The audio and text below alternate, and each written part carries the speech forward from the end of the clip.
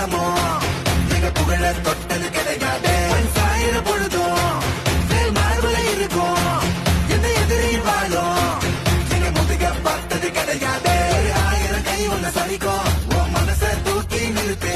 உன்னை பேசிட பார்க்கிற எவனோ ரெண்டு விழணும் வழிய கொடுத்து எல்லாமே கொடுத்து வசத்துற பூமி